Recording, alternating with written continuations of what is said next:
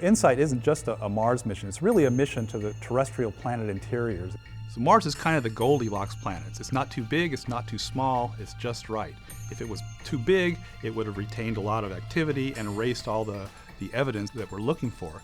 If it was too small, it never would have undergone the same processes that formed the Earth, and so it's really just right.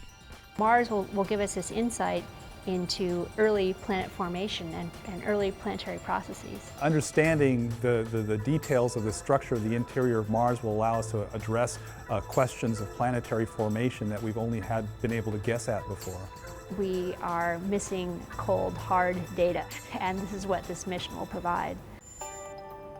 The InSight mission is a geophysical mission to Mars. It's going to go to Mars and take its vital signs. It's going to take its heartbeat, the seismic activity of the planet. So we're going to be doing that using a seismometer, a very high precision seismometer, using techniques that have been well developed on Earth to get the understanding of the crust, mantle, and core, and sort of the relationship between those.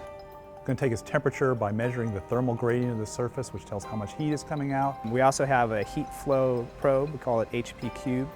And what that does is it's going to basically take the temperature of Mars, and from that it'll be able to understand what the thermal flux is over the course of a full Martian year. And it's going to sort of measure its reflexes by looking at how the rotation wobbles with the tidal effects of the sun. Our final experiment is called RISE, and that's going to be looking at basically the wobble of Mars to help understand what the core size may be in composition.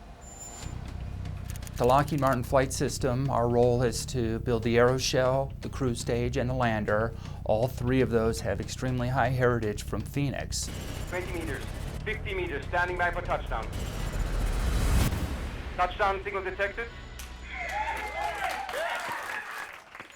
It's an advantage for us to use heritage designs because we're familiar with them, we've tested them, we've qualified them, they worked successfully on the surface of Mars. We have a really big head start.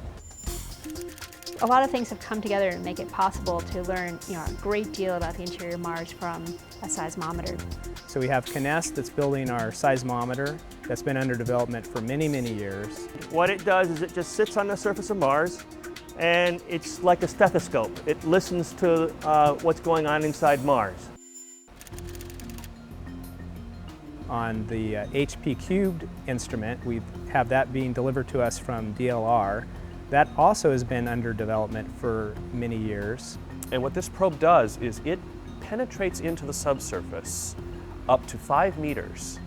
On its way, it measures the thermal conductivity.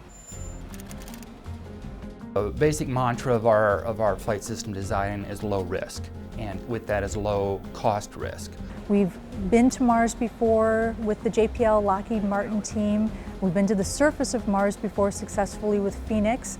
We know how to operate the arm.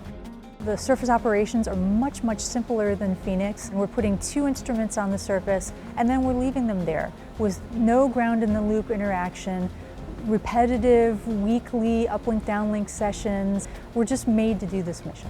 The heritage for InSight extends way past just the flight system and the hardware. It extends to the personnel, the processes, the tools that we've developed, and so forth. With one spacecraft on a Discovery budget, we're really going to be able to do the science that for the last 20 years we thought would cost at least $1 billion to $1.5 billion and require 3 or 4 spacecraft. We have very robust margins built into InSight.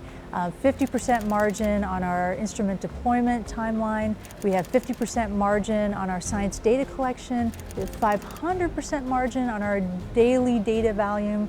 We're in good shape. Well, I think this mission is going to generate a lot of excitement. We're already connecting to the public through Twitter, Facebook, and on the web. We're going to be working with educators to put Marsquake data in the hands of the kids to actually work with it as part of their earth science curriculum and get an angle on planetary science at the same time. We've got the right expertise and knowledge to run this mission. We're going to be ready for launch in 2016. Within 6 months, we'll be landing on the planet and immediately bringing back our science. It's going to be a great mission.